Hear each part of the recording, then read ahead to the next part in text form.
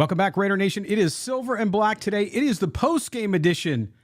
Ouch. The Raiders lose their third straight to start the season, 24-22 to the Tennessee Titans. Another painful game for Raider Nation. The Raiders made it interesting at the end, though, coming back and getting a touchdown late, but unable to convert on a 2-point conversion that would have tied the game and perhaps forced overtime, but it was not to be. And we're going to get into it. I know everybody's got a lot to say, so we'll get to the chat and all that as we move along. But joining me today, again, for our Voice of the Fan segment, is going to be Murf from Raiders Fan Radio. Murf is in Nashville. You'll see he is at Nissan Stadium here as I get them all up here in a second.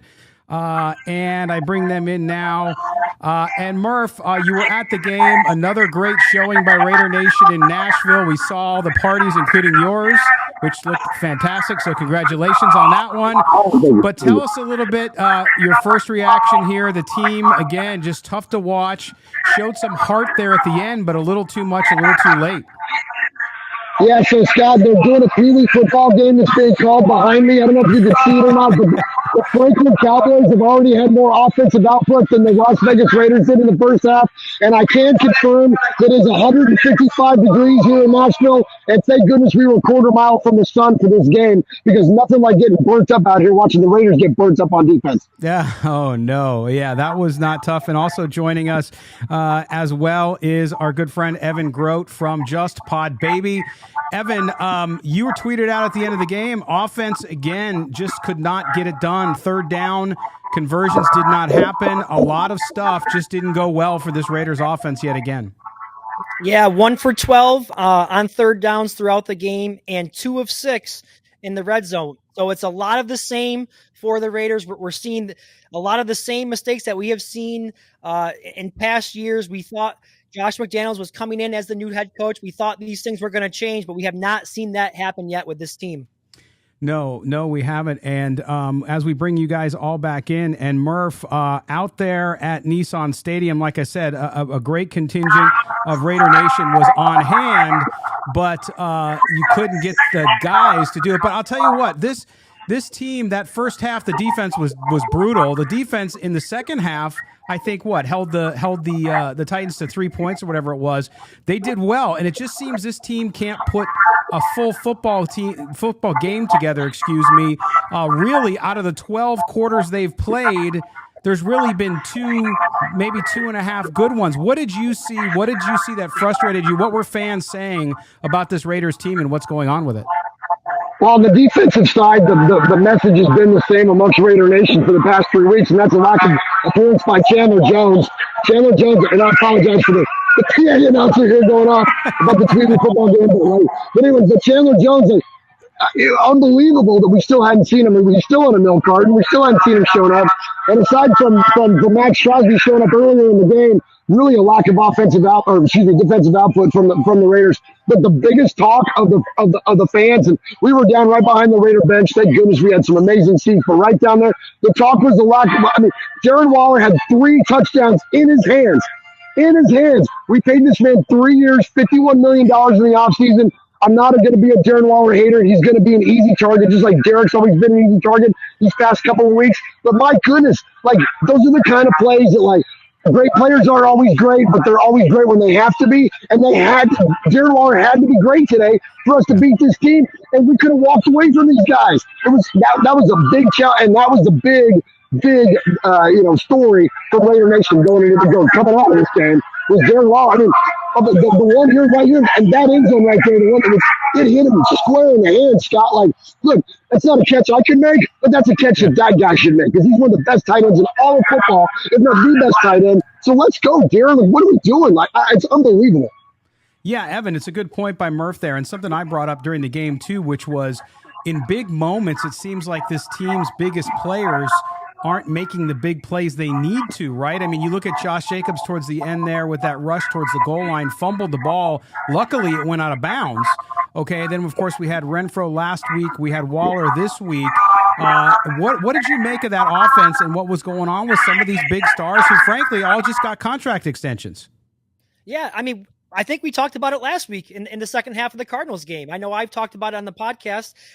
these players who have gotten these big extensions have not shown up. We saw Max Crosby with a couple plays here and there, some in the first half. He had a good, not a sack, but a big play there and late in the game to get the ball back to the Raiders. But again, we're just not seeing the type of impact plays from their key players in these games. And I know there's a lot of finger pointing going on again this week. Whose fault was it? The defense gave up 0 points in the second half of that game. 0 points. They forced, I have it right here in front of me. They forced an interception, a turnover on downs, 2 punts, and then the Titans' final possession of the game was the 2 plays there to end the game. Offensively, they settled for 2 field goals. Carr threw the interception, and then they had the touchdown late in the game. So you cannot continue to get into the red zone and not convert touchdowns in these close games. They're going to burn you in the end. Yeah, Yeah, go ahead, Murf.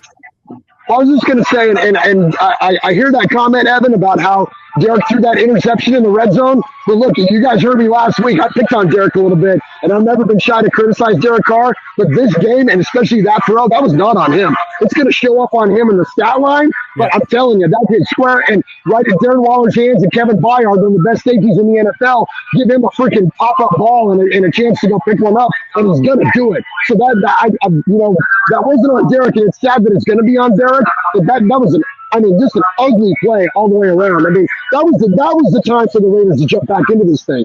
And then also too, I will commend Derek as well, because I took such a hard run at him last week critically. That pass to Mac Hollins right down there on that 30-yard line or wherever the heck it was exactly, that was a beautiful ball. We were looking at that thing, and Mac Hollins is like looking around for it, and we're wondering, we're like, does he even know where the thing is? And we really knew where it was because we were looking at it from a different viewpoint, and he adjusted the ball, and Derek put it right where it needed to be. So big props to Mac Hollins, big props to Derek Carr for today. If there's anything to take away that's a positive, that connection finally showed up. Well, and Murph, let me ask you this too, because one of the things that just continues to befuddle me is the coaching situation here with Josh McDaniels in the offense. They come out running the ball. Josh Jacobs looks great, even though he's sick. The kid's carrying the ball, doing really well. Then they get into the second half. They come out in the first possession and pass the ball like 5 times in a row. I don't understand what's going on. Mo on the show last week made a good point. He said sometimes these offensive geniuses want to be the smartest guys in the room and they overcomplicate things. When your team is struggling at 0-2, you're on the road trying to get into the win column. Wouldn't you simplify things? And by the way, wouldn't you game plan to get the ball to your leading receivers, i.e. Darren Waller, which we know had dropsies today, but Devontae Adams was not a target in the second half after they started off hot with him. What's going on here? Are fans talking about that too out there in the stands? Yeah, and the other thing, yeah, absolutely, 100%. And the thing that was interesting is that, we got beat by Todd Downing today. Let that sink in, Raider Nation. Todd Downing blistered our ass out here on offense. That is not okay. Think about all those screens and all that stuff to get the hook and ladder. Unbelievable that Todd Downing came in and called this game. And I think the thing that's frustrating, at least to me and to the other fans, is that when you have short distance, didn't we draft Zamir White for reasons to punch it up there on short distance? And we're remember when we had Marshawn, it was 3rd and 1, we would toss it out to him and make him run 9 yards for a first down? Why are we still doing that kind of stuff? It's this kind of goes back to the conversation we had last week.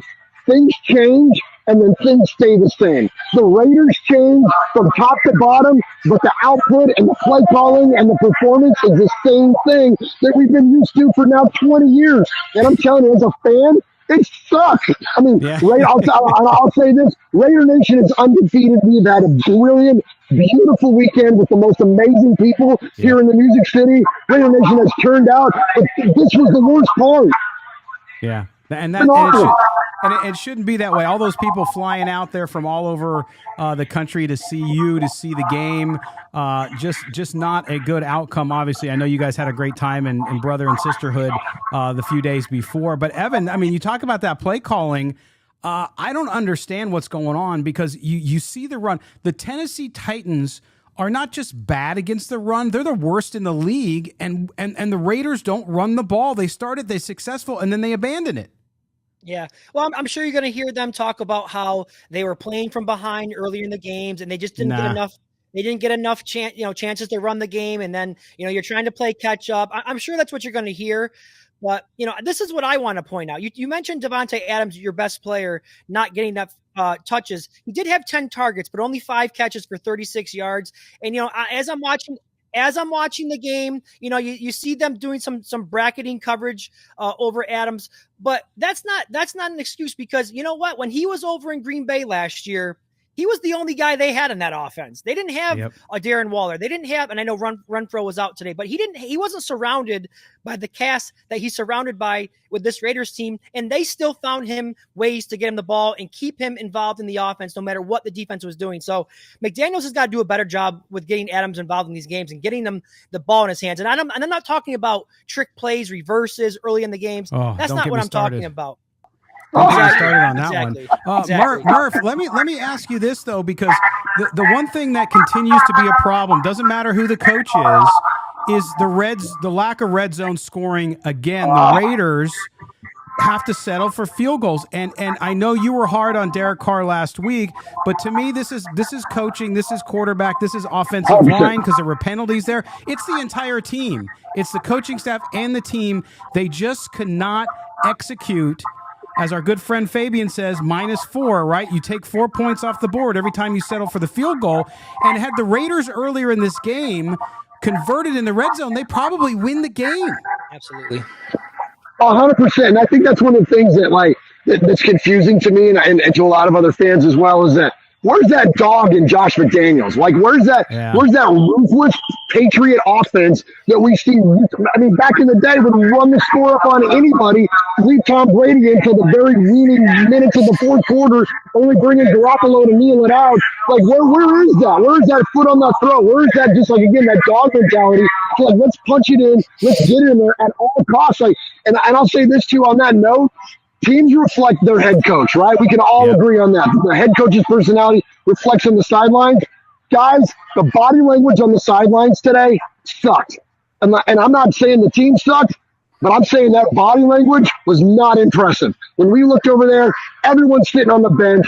People are sulking on the sidelines. No one's getting fired up. When they're in this game, a 2-point conversion away from winning or tying the football game, or a touchdown away from getting the ability to even run that conversion play. Everybody's chilled out on the sidelines. There's no fire. The most fire, my guy AJ Cole and Trent Sig. It's the most fire out of the team. I saw your picture you tweeted. Yeah. MVPs. They're the best players on the team, and that's not a good thing. It's not. Evan, he brings up a good point too, which is, and it's something I noticed, and it's not always, it doesn't show up necessarily on the stat sheet, but I called it, maybe incorrectly, I called it urgency. I didn't see any excitement. I didn't see any fired up type of demonstration of emotion from the coaches, from the players. What's going on with that? What's your read on that? And Murf is right. You take on the personality of your head coach. Is that something you believe is an issue with this coaching staff and it's not translating to the players?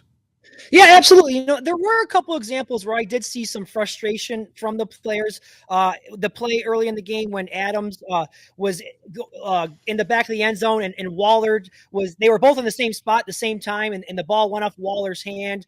It looks like it should have went to Adams. You saw Adams there really display some frustration. And at times I think Derek Carr is showing it too. Just kind of his body language, the expressions on his face after plays are made. But obviously that's not enough. This whole team needs to get a lot more angry at what's going on. And like you said, start playing with more of a sense of urgency. And I think that's interesting to hear what Murf had to say about the body language, what he saw from players on the sidelines. That's very telling because you saw how this team started the game. Very slow start. Got behind early, and so that's very telling what Murf had to tell us there. Yeah, it's crazy. We'll have to see. I mean, they got to figure it out. I know I'm watching the chat on YouTube right now, and of course, most Raider fans believe the season's over. It's not good. Don't get me wrong. Don't get me wrong. It's not good at 0-3. I'm not trying to put perfume on a pile of crap, but what I'm telling you is it's a long season. The team can pull out of it, but I just haven't seen anything yet that gives me I guess, great hope in that. Murf, before we let you go, and again, we want to thank you for joining us live from Nissan Stadium. I know you had your party out there in Nashville for Raider Nation. Of course, the One Nation Foundation. Tell everybody about the foundation. Tell us how the party went, and tell us how they can get in touch and make sure that they help Raider Nation contribute to those good causes. That's amazing that you asked, Scott. And can I bring in my co-host, my best friend, the whole ultimate Swag? Come on in, Swag Jeff. Tell them about Jeff. you. There he is. He's got the chains. So tell them about the party. Tell them about what we do for the One Nation Foundation. Well, the parties were the best part of the whole weekend, Scott. It was great. We had so much fun out there at Bowie's. We knew Raider Nation was going to show up last night at Bowie's. We didn't know that Raider Nation was going to show up in the way that it did. It was unbelievable. So many people. Nice. In Middle Tennessee, all Raider fans, absolutely. But, the game sucked, man. There was no heart. There was no nothing. We should have won by, what's the score? We should have won by 19 points. Darren Waller, get your stuff together, man. Come on. That's stupid. All right, come on the foundation. Right, come on the foundation. Sorry, Scott. That's He's right. not a pro. He's not a pro. It's the voice of the fan segment. We got to hear the voice of the fan. Absolutely. Yeah, I guess so. Yeah, I'm not a pro fan like Murf, apparently. But hey, the One Nation Foundation it's a great thing, man. So we've been raising money all season long. We started a couple years ago, back in 2019. We realized we could make money doing this stupid little podcast that we do, Raiders Fan Radio. And so we donated $2,000 in 2019. 2021 came along. We doubled that to $4,000. This year, our goal was $8,000, and we're rocketing towards it. And I think we're going to go over. I just think we're going to go over. Awesome. We're going to keep on rolling, man. And it's all going this year to the Bolitnikoff Foundation. So Tracy's Place of Hope, the Bolitnikoff Center of Hope, Fred Bolitnikoff, the great foundation that they have, the Bolitnikoff Foundation, awesome thing. So you can donate OneNationFoundation.net, or you can join us on our show, all that stuff, and donate via Super Chat, anything like that. It's a good thing. It's a great thing. Awesome. All right, guys, thank you so much, Murf and Swag Jeff, man. We'll see you on your show. Make sure you follow them, Raiders Fan Radio on YouTube, if you want to watch a great show, entertaining. And not only that, but these guys, they're real, too. They're not just rose-colored glasses. They'll tell it like it is. So this week's show should be pretty dang good. All right, guys, take it easy. Have a safe drive home. All right, thank you, Scott. Appreciate you having. Let's go, Raiders. Beat Broncos. There you go. Hey, Scott. Yes, Scott, sir. Yes. Our invitations must have got lost in the mail. I never got my invite to the party. Oh yeah, I you know what, he talked What's up about with it, that, and I wanted to get down there, and I just couldn't because business was too busy, and I couldn't get down. But anyway, thanks to Murf and then Swag Jeff coming on there at the end. We're gonna take a quick break. When we come back, we'll get on with the rest of the show. I want to talk a little more about the offense. I want to talk about Derek Carr too, because I know Murf and a lot of people are saying either in the chat that he is Satan or that it wasn't his fault. There's no in between, of course, as usual with Derek Carr. So we'll talk a little bit about that, and we'll talk a little bit else what we saw so far here on Silver and Black Today, the live post-game edition, or if you're listening on the podcast, thanks for subscribing where you do. If you're watching on YouTube, do us a favor, hit the subscribe button and then hit notifications. You got to hit that little bell, and then you'll know when we're live. We'll be back right after this in just a few seconds here on Silver and Black Today.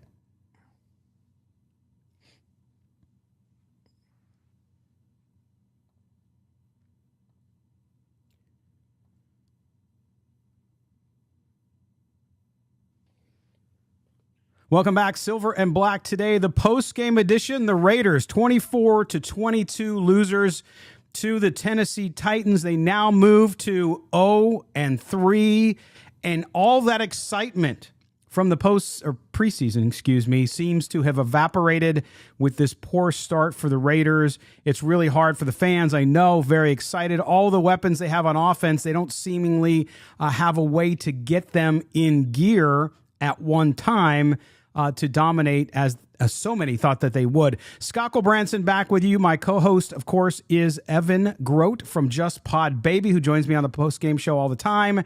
We had Murf, the voice of the fan, in the first segment, if you heard that one. And I know the audio was probably a little hard to listen to because it was in the middle of a stadium loud with a Pee Wee football game going on post-game. But we certainly appreciate Murf being on with us. But Evan, let's jump into this because, as I said, offense seems to continue to be the problem. The defense played poorly in the first half. Then in the second half, you talked about it in last segment, didn't give up any points, had takeaways, did all sorts of good things. So they actually played one half of very good football. The offense Here's what I'm going to say about the offense, and this includes Derek Carr, and I want to get your take on this when I'm done. Number one is it's sort of like they weren't terrible. No, they weren't great. There were some great plays here and there, including the Mac Hollins catch at the end of the game to get them in for that almost game-tying touchdown. But overall, I mean, I don't even think vanilla's fair to call it. It was blander than vanilla. It was confusing. It was inconsistent from a play calling perspective. What did you see as your biggest concern overall with the offense and what it did or what it didn't do? I think I've heard you use this reference in the past. They're halfway between heaven and hell. What's that called? Is that purgatory? That's purgatory for us Catholics. Yeah. Yes, Exactly.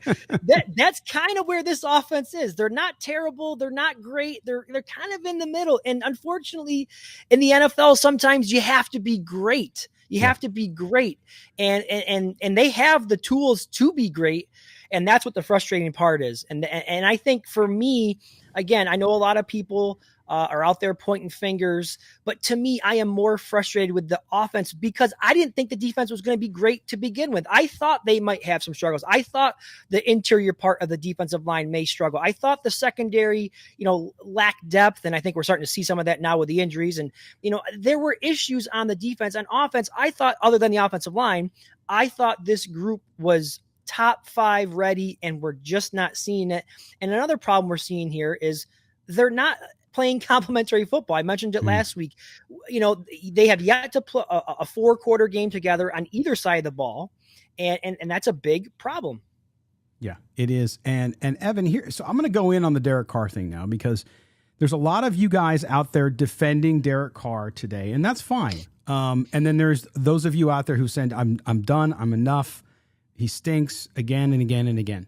And I find myself in that purgatory because I look at Derek Carr today. Did he have a bad game? No. The one interception wasn't technically his fault. But at the same time, I don't see anything that makes me say, wow, Derek Carr took the team on his shoulders and tried to willed them to try to win and could. Now, he had the beautiful throw to Hollins at the end of the game. All credit due. His numbers were not terrible, of course, but I just find that there's this feeling of inconsistency. It's the numbers are good. The throws for the most part are good, but he had the one in the end zone to Waller that was sort of behind him that should have been put up a little higher. Had the ball gone where it was supposed to, maybe he catches it, but it seems like he was trailing behind him. I just don't know what to make it of it. Again, I'm not here to bash Carr. I'm not here to praise Carr as the greatest thing since sliced bread. To me, it was very much like a Trent Dilfer type game. It was a game manager out there. I didn't see somebody that was taking the team to the next level. But the caveat is the play calling too. I don't know what's going on there. I still don't feel him and Josh McDaniels are on the same page. Yeah, totally agree there. I totally agreed. We were chatting during the game. I think there were some issues with the play calling, especially in the first half of the game. And they did have some drops, which obviously isn't on Carr, but again, it's a collective failure right now. They're all contributing to it. Of course, the quarterback, because of the money he makes and how important the position is, he's going to get more of the blame. Just like when they win games, the quarterback should get more of the praise, and it does happen in most cases. But again, just something just seems off with him, yes. and I can't quite pinpoint exactly what it is. I thought for sure he was going to have a really good season, and who knows, there's still plenty of games left. He has plenty of time to turn it around and play great this season and lead this team to a lot of wins. But right now, we're not seeing it. And I think everyone thought that he was going to be really good this year. And again, that kind of leads to some of the frustration from the fan base is that I don't think anybody expected this. Nobody expected 0-3. Nobody expected the offense to be struggling the way it is. Nobody expected to see the play caller, have struggles as well. So it's just really kind of coming to a head here for the fan base. Yeah, and that's the thing. I agree with people who say that Derek Carr didn't cost them a game. I don't think very often. I mean, there are times a quarterback can cost you the game if he just plays so poorly. That was not today, but he also didn't take you and win the game. And not again. I'm not. It's somewhere in between. I mean, I look at Derek Carr's numbers: 26 of 44, 303 yards, 2 touchdowns, and an interception. Okay, but to me, you look at why isn't Davante Adams more involved in the second half? You mentioned earlier. Why Why is he throwing behind play? This is not, and that's where I put on the screen here. What's wrong with Derek Carr? I say what's wrong with Derek Carr because there's so many things that I feel like he's doing that don't seem characteristic of him. Like there's just something not right. I don't think it's a physical thing. And to me, I can only diagnose it off the field. Who knows? We're not in the locker room, okay? But it just seems like there's something not clicking with the offense and with the coaching staff. And maybe that's just because they're 0-3. Now, they go on a 3-game win streak over the next 3 games and beat the Chiefs in 2 games and go on their bye week. Okay, then maybe we're talking a different story. I just don't understand how they're struggling with this offense and consistency. The play calling, like I said, that second half starts and they had run the ball well in the first half and they come out and they've all consecutive passes. Like, is there no game planning going on, Evan? Is there no planning and saying, hey, geez, the Titans are awful against the run. We need to run the ball. When they did run the ball, that set up those big passes. Also, one thing that drove me nuts, and actually at the end of the game, Jonathan Vilma, the color commentary, mentioned it, and I was like, yes, where were the slants in this game? Yeah. When you have a defense like they did, they were short at linebacker. They even lost another linebacker during the game. Where were those slant patterns to Moreau, to Waller, to Devontae Adams? Where were they? They didn't. I think they had one early in the game to Adams, and that was it. Yeah, and I think you could really make a strong case that coaching is probably the number one issue. The biggest issue, yeah. It's the number one issue because, go back to last year. Before all the drama with Ruggs and Gruden, the offense was clicking along pretty good. I believe they were started out, I can't remember the record, but they started out really well, scoring a lot of points. And then they had all the drama occur and they kind of had to, piece it all together towards the end of the season. But this was a team that was a 10-win team last year, despite all the drama, and made the playoffs. You have a new coaching staff come in, and you start the year 0-3. So, the coaching should be put under the microscope right now. And I can't argue right now that coaching is absolutely probably the number one problem right now on both sides of the ball, offensively and defensively. No, and I agree with you because if you look at how much talent they have on this roster, and the talent's underperforming too, don't get me wrong, but I think that there's there's something not happening in preparation for this team. Evan, you were going nuts on Twitter about it during the game. All of that discipline and focus that we talked about and we're impressed by. I was on board. I was a fanboy of how this team in the preseason was so disciplined. And they talked about it at the podium, at the press conference, and they did all that. Then they go out in the games, and there's a complete lack of that. Balls going off your hands, fumbles, penalties at key times. The Raiders aren't racking up 12, 14 penalties, but when they do get penalties, they come at key times. After the long pass play to Matt Collins, you get a 15-yard penalty against Alex Bars, who was just off the practice squad as a replacement and gets a huge penalty for that Raiders team in a key situation.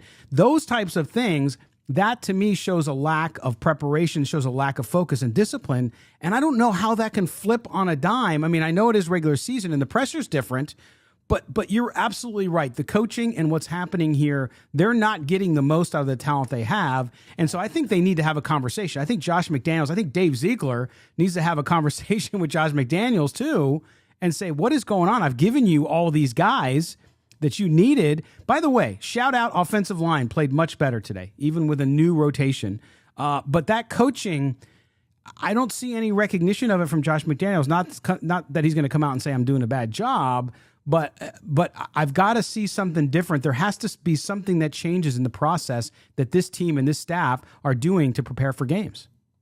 Yeah, and I don't know Josh McDaniels, personally, obviously, but I do think one of the issues that we are seeing is that maybe he's got that leash a little too tight on Derek Carr and trying to really micromanage what he's doing out there in the field. And that could be part of the reason why Carr is just not totally comfortable. Maybe he's used to having a little bit more free. I know under Gruden, he had a lot of freedom to change things at the line of scrimmage and whatnot. And maybe McDaniels has got to look in the mirror, and say, maybe I should let this quarterback do a little bit more, have a little bit more freedom and allow him to, just be himself a little bit more and make some plays, because we did see Carr do some good things when he was given that opportunity under Gruden. And so that could be a little bit of the cause, just McDaniel's not willing to, relinquish a little bit of power. Yeah, no. There could be a control issue, Evan, but here's the thing. And again, everybody who watches the show, if you're watching for the first time, you might not know this, but myself, Mo,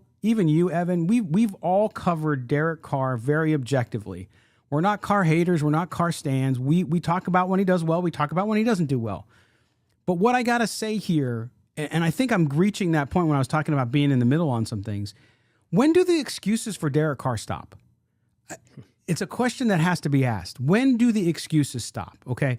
Again, he's a fine quarterback. I've always said that. He's a very good quarterback. I'd say second tier, 11 to 15, got no problem with it. But I'm just tired of the excuse. Well, Derek doesn't have this. He doesn't have that. Now he's got this. Look, you just got to go good. You got to get it done. And I think that's where it happens. Now, again, he didn't lose the team the game today. There's no way. Anybody who argues that, I think, is ridiculous. Was there bad throws? Yes. Was there inconsistency? Yes. Was there very good throws and good decision-making? Yes. Did he use his legs earlier in the game? Actually, for a little bit? Yes. So I saw some encouraging signs there, but he's nowhere near where he was last year for whatever reason, especially on that run at the end of the year where he really did take the team on his shoulders off the field and on the field, but it's not there yet. And so excuses, I'm not saying this to just you, Evan, but I think just the excuses, it's like, look, no matter, you're in the situation you're in, just get it done. And I think Derek Carr has to take this team and have the conversation and get it done. It just has to get it done. Yeah, he's absolutely taken steps back. I mean, I don't think there's anyone out there that can deny it. Last year, towards the end of the season, even with the weapons that he didn't have, not very many, right? He just was in much more command of what was going on. And now that he has all these weapons, obviously the command of the offense, the comfort in the offense is not there. Now, I just talked about making a case that Josh McDaniels is the number one cause. I think you could build a strong case that Derek Carr is also a major part of the problem as well, because, and I saw somebody tweet it today, 9 years with Derek Carr, several different quarterbacks, several different offensive play callers, several different head coaches, the same result. And the common denominator is Derek Carr. So that is the other argument that you're going to hear from the anti-Carr, part of the fan base, is that, he's the guy that's been here through all of it and things haven't really gotten much better. So that's what you're going to hear as well. Yeah, you will hear that, but then there's always an excuse. And I have our good friend, Raider 27 on YouTube saying, well, he had 2 touchdown passes dropped. He absolutely did. Again, that's why I'm not blaming him for the loss. I'm just saying, if you're going to be a quarterback, lead your team, you have to lead your team. And for whatever reason, he's not himself. I'm not saying he had a bad game. I'm just saying he's not himself. I expected, if you go back to the show and you listen to what we've said, and Evan, you just said it a moment ago, I expected him to have a big year and to start off. Now you're 3 games in.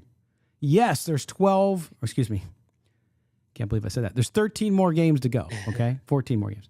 So there's plenty of time to have a good season. I'm not saying that. But now you're 0-3. I think it's 25% chance if you're 2-1 to make the playoff. So stats are stats, I know. But look, it's bad. And this team has got to put it together. You're coming home to play the Broncos. You lose to the Broncos at home and you're 0-2 in the division and 0-4 overall, and then you got to go face the Chiefs on the road, who lost today to the Colts. By the way, I'm not sure who the viewer was, but I think it was last game, somebody come out and said, hey, Mo and Scott, you still think the Raiders are the Colts are going to beat the Raiders? Ha, ha, ha. Well, the Colts beat the Chiefs today. So this league is crazy. It can turn around fast, and I think it could turn around for the Raiders too. But certainly their uphill battle is going to be bigger than I ever anticipated. All right, we're going to take one more quick break, and then when we come back, we'll close out the show with some final thoughts, and I'll get to some of your questions and comments as well on YouTube. You're listening to Silver and Black today, the postgame edition. Don't go anywhere.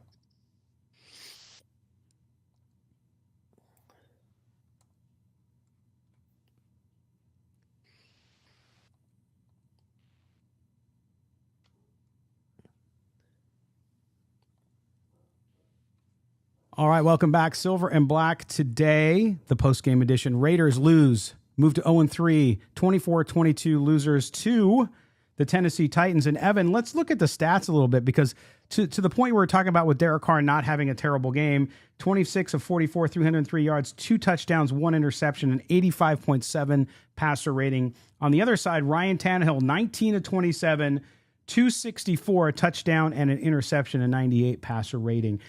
For the Raiders, rushing, Josh Jacobs, 13 attempts at 66 yards with a long of 13. Brandon Bolden had 3 big carries for 17 yards as well. On the receiving side, we had Mac Hollins. Huge game. If you had Mac Hollins in fantasy football, congratulations to you. I don't know if you did, Evan, but he had 8 receptions, 158 yards, and a touchdown. The second receiver with the most yards past Hollins, so second leading receiver, was Foster Moreau with just 44 yards. I thought it was going to be the Foster Moreau game early on, Evan. He came out on fire, and they couldn't get him or Waller involved. I mean, Waller was involved, and of course he had the drops. But they spread the ball around a little bit, but Keelan Cole had drops. We talked about the drops for Waller, and then Adams just didn't get in the game. I don't know why this team is not gelling together. And maybe it's a chemistry thing. I don't know, but that offense, it just does not seem, even when they do scheme correctly and they seemingly call a good play, Evan, it doesn't seem like the players are on the same page. Yeah, and unfortunately for me, I didn't have Mac Hollins on my fantasy team. I have Devontae Adams on my fantasy team, and Derek Carr as well. So that shows you how much of a believer I was in Derek Carr this year, because when I play fantasy football, I don't draft with my heart. So this year I went with Carr because I thought he was going to be a good quarterback. I got him late in my draft as well. So, but anyhow, I gotta give credit to Mac Hollins.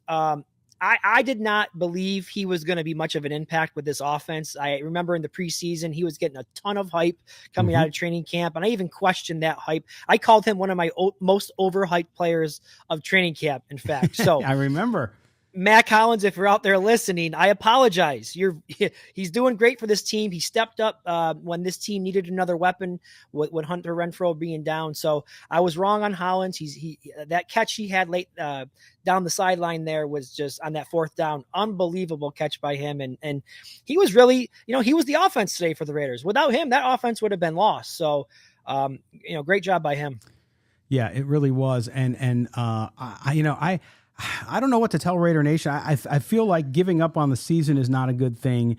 I think at 0-3, are playoffs impossible? No. Are playoffs improbable? Perhaps.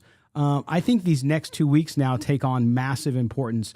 I really had them starting out and starting off strong, which they have not. And I had them going into the Kansas City game and not winning the Kansas City game, but being at 4-1. So now they're 0-3. They got to beat Denver next week. And then, dare I say, Evan, they got to go to Kansas City, probably sneak away with that game if they really want to change this momentum, go into that bye week with the thoughts of turning this season around early and getting to a point where they can actually compete in the AFC West as well. Yeah, what I would say to the fans that are ready to, throw the towel in is you look back to last season, which I know seems so long ago at this point with the way the team's playing right now. But, I gave up on the team late last season, and then they went on, that was a 5-game win streak to get into the playoffs. So the problem that I'm seeing with this team is they don't seem to have the heart and the guts that team, the fire. And I think Murf talked about it when he was talking about the morale on the sideline. And I texted you about it during the game. I'm just not seeing that desire from this team that you saw from that desperate Raiders team late last season. And again, I think that comes down to the coaching, the preparation. What is the message that is being sent to them throughout the week? There needs to be much more urgency. The numbers to get into the playoffs as an 0-3 team, only 6 teams. I'm sure you mentioned it this week on your show. 6 teams since 1980 have made the playoffs since starting 0-3. So, the numbers do not look good. Thanks, Evan. I'm trying to get everybody up and not let them lose hope.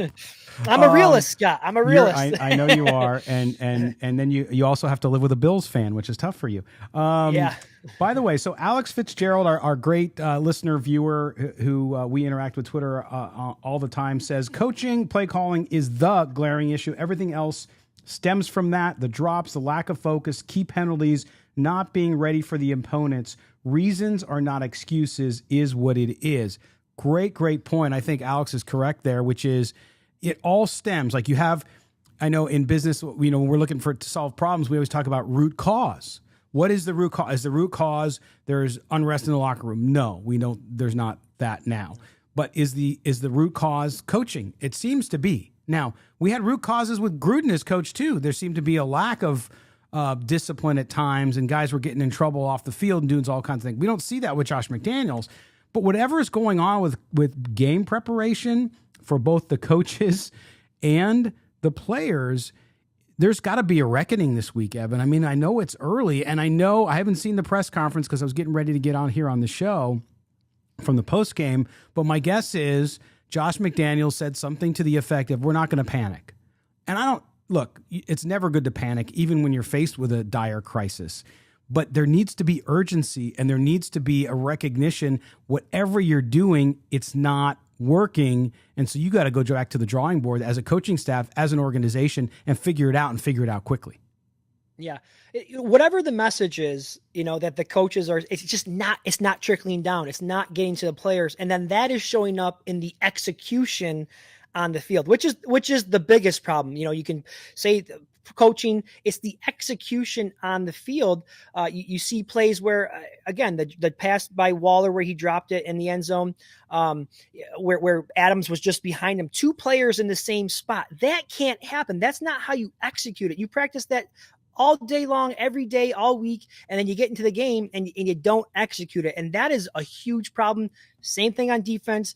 Guys not in the right spots, whatever it may be. Execution, and that's part of coaching. You have to be able to drill it home to them, and then your players can just do it on the field without even thinking about it.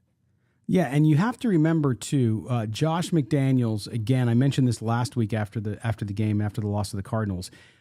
He was a head coach. We know how disastrous that went. So he's really a first-time head coach again. He's learning. He's finding his way, and so there needs to be now. I mean, he's got some veteran coaches on his staff.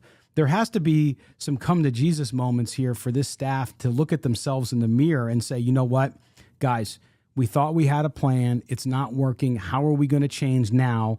Because if you don't stop the bleeding now, you have a really bad situation on your hands, especially you just gave all of these extensions to veteran players, which told you the organization believes that they can win now. So if you believe you can win now, you're coming off a playoff season. I know they had to win at the end to make it, but they're a playoff team from last year. You come off of that. You sign all these guys for the money. You go get Devontae Adams. You're not in rebuild mode. You're in win now mode, and you're not winning. And so that's a problem for everybody. I can't imagine Mark Davis is very happy at this moment at 0-3 with the guys he brought in, right? And so to me, the high expectations were correct. I won't accept any feedback from people who say, well, they're just, no. It's the NFL. You got to win. You don't have much of a chance. You see NFL coaches blown out after a year all the time. I'm not saying that's going to happen with McDaniels. I'm just saying you've got to put it together quickly. You are professionals. You're getting paid a lot of money, and you got to get it done. Evan, when you look at the defense, too, again, terrible first half. One of the things that really concerns me is again, at cornerback, the defensive backs.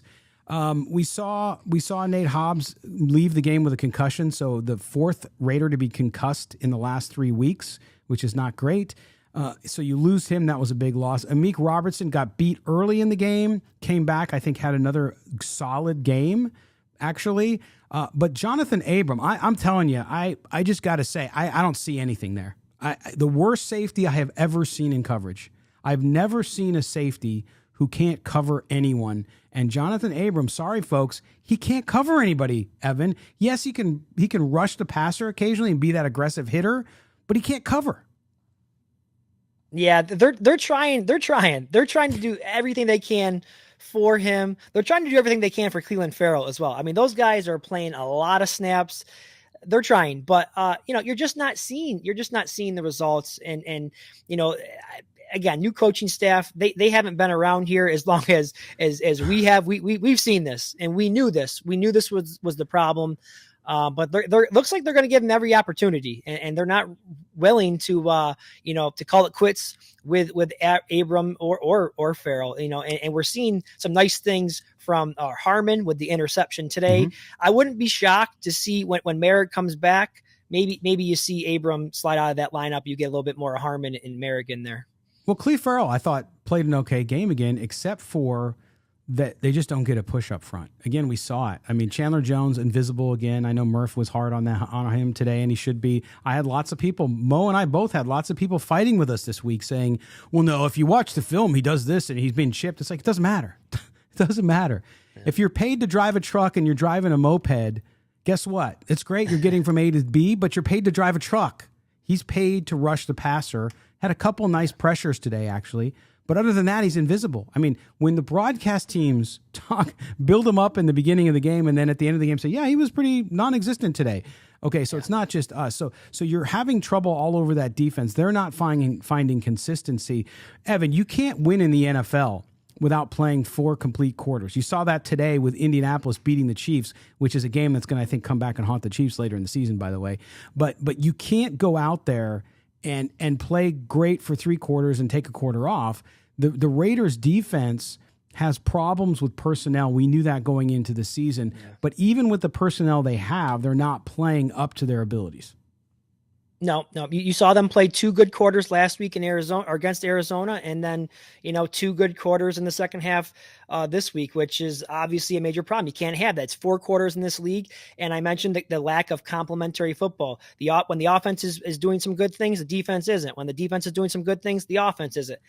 They got to get on the same page, and it's got to happen soon. You mentioned one thing I want to go back to before I forget. You were talking about Chandler Jones and how the broadcast was pointing out, the lack of plays that he was making. I'm concerned because they were without Taylor Lewan, their starting left tackle. I would have expected this would have been a game where you could have seen a little bit more from the pass rush. Now, Max Crosby, he showed up at times. Don't get me wrong. I'm not going to throw him under the bus. I thought he did some good things. I think he's really, when you look to the defense, outside of Nate Hobbs, who has done some good things, Max Crosby's the only other guy making plays. Up front, that's the only guy. I'm very concerned because this is a game where I thought you would have seen something happen here going up against backup left tackle, and it didn't happen. So the concerns are real for me with Chandler Jones.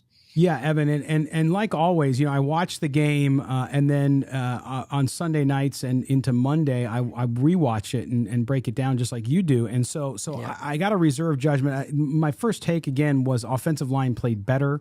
They weren't perfect. They had some costly penalties, including Dylan Parham, who had a penalty, but overall did pretty good considering. I thought even, and this is where, to your point, back to coaching, Colton Miller is still struggling in spots. I don't know what that's about. Yeah. He just seems to be struggling, and I don't know why. It's not usual based on the last 2 years what we've seen from him. So there's something going up, and that could be the thing about the rotation. We talked about it. You got to have those 5 guys. They have to be a cohesive unit. And I think it plays with their guys' heads when they, Colton Miller, even though he's on the left side, he's got somebody else next to him today that wasn't there last week. Then he's got a whole right side that's different than it was last week. And so I just think, again, coaching, decision-making process here with the front office staff, with what they're doing with acquisition, I think that's messing, and I think it's taking away from this team being able to solidify itself. And I think you said it during the game, Evan. We haven't talked about it, and we'll kind of close on this one too, is this team doesn't have an identity other than maybe taking on the identity of its coach, which at this point seems to be very analogous to, I don't know, just a blah burger. There doesn't seem to be any fire going on there. Yeah, they seem confused. That's really what the identity is at this point, is on offense, at least, is confusion. Do you want to run the ball or let's throw the ball. No, let's run the ball. No, let's throw the ball. It's like, what is going on? And I try to focus in on that. What is their bread and butter? I thought Devontae Adams was going to be the bread and butter. He's not. I think Mac Hollins is the leading receiver on this team right now after today's game. Yep. I'd have to look it up. Total yards and probably receptions. He might be the leading receiver on this team. Who would have bet that? But lacks the identity, confusion, not comfortable. I can't think of many more words to describe this offense right now. Disappointing. That's really what it comes down to. Yeah. I did not see this coming with this offense right now, and that's the major concern. Just when Philippe says, leave Miller alone. Love Colton Miller, but it seems like he's a little off too. Again, not bad, just off. He's getting beat on plays I just have not seen him get beat on before. And so the example of Miller is not to pick on Miller, Philippe. It's to talk about this lack of kind of focus and cohesiveness amongst this team on offense and defense. And because he's a guy, Scott. Yeah. I'm sorry. He's a guy that you're used to seeing pencil in there every week, and you know you're going to get a great effort. You're not going to hear his name called too many times because he just goes in there, does his job. He plays a clean game, and you're not seeing that this year. So it's concerning.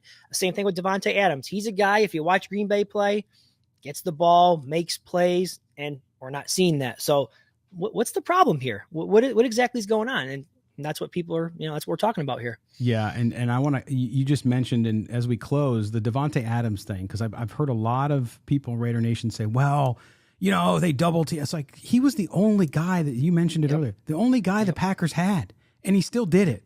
So there's no excuse. They're not getting him the ball. Again, this is where the issue with Derek Carr for me is he's not finding the receivers, or they're not scheming for play calling to get the ball to him. That's not all Derek's fault. It's just they're not play calling to get the ball to the guys who make a difference. I'm sorry, in every situation, when you're watching, let's pick one, the Chiefs, and you're first and goal from the 5 or 6, what are they doing? They're throwing to Travis Kelce, right? Yeah. Right? And everybody knows it. And you know what they do? They throw to Travis Kelce. When the Raiders have a situation where they need the ball to go to the guy who's going to catch the ball, go to Davante Adams. Like, it's not hard. I don't know why he's the best receiver in football. Why would you not send it to him? I know Buffalo's going to say Diggs, but I'm just saying. So there's just a lot of issues going on here, but we'll see if they can get it together. They got to get it together. They got to go home and beat the Broncos. The Broncos, are not exactly as good as some people thought they would be. So the Raiders have a big chance to get some positive momentum, win at home, and then go on the road before the bye to play the Kansas City Chiefs. Evan, what one thing, if you had to do one thing this week for this team, what is it? It's got to be the offense for me. And I know people out there probably saying, "Oh, he's blaming it on Carr." That's not what I'm doing. The play caller has got to get it together. He's got to get that offense on the same page, and he's got to go to Davante Adams. This team is 0-3 right now. They went out and gave up a lot for Davante Adams. He's arguably he is the best player, I believe, in his position in the NFL. They got to get him involved. That's the problem. It's not enough to say, oh, they're bracketing him. We're just going to go through our progressions and wherever the read takes us. No, you mentioned it. You got to scheme things up for him. You got to get him the ball. He's an impact player, and this team right now on offense needs some impact plays big time. So that's what I do. You got to get Adams involved big time. Absolutely. Evan Groat has been my co-host on the show. Evan, tell everybody about Just Pod Baby, where they can find the podcast and where they can find you. Yeah, well, go out there and follow me on Twitter, number one, because I'm always keeping you updated on the podcast on Twitter at eGroat5. But I'm putting out 2 episodes a week for you guys. I'll be doing a recap show tomorrow night, and then I get a preview show out as well later in the week. And, you can download the podcast over at Silver and Black Pride Podcast Network. That's where you can find Just Pod Baby. There you go. Evan Groat, my buddy, my good friend, and the host of Just Pod Baby. Thanks for being with me, brother. Hopefully next time it's after a win, Scott. Yeah, those are always a lot more fun. But anyway, guys, thank you for joining us here on the Postgame Show. Raiders lose to the Titans 24-22. Myself and Mo Moten, we will be back on Tuesday for our regular Tuesday edition, where we'll break down the game a little more, kind of close the chapter on week 3 and get you the latest news and views out of Raider Nation coming off of this week 3 loss and what's going on with the team. So make sure you do that. Follow the show on Twitter too at SNB Today. You can follow me at LV Gully. You can also follow Mo at MOEMOTON. And by the way, Evan, you can follow eGroat5 on Twitter as well. And then you can keep in touch with his Just Pod Baby. If you subscribe to our podcast, Silver and Black Today, on the Odyssey Podcast Network, we appreciate that. We are an Odyssey original. You can find us anywhere you get your podcast. Just do that. You can click on the link in our bio on Twitter. It'll take you to a platform of your preference, and you can do it there. And we certainly appreciate everybody joining us as well on YouTube, Twitch, Facebook, and Twitter live for the Postgame Show. Until Tuesday, Raider Nation, stick in there, hang in there. I know it's tough. It's going to make your Monday morning a little bit rougher, but keep looking towards the sky and hope this team gets it together and gets it together quickly. For everyone here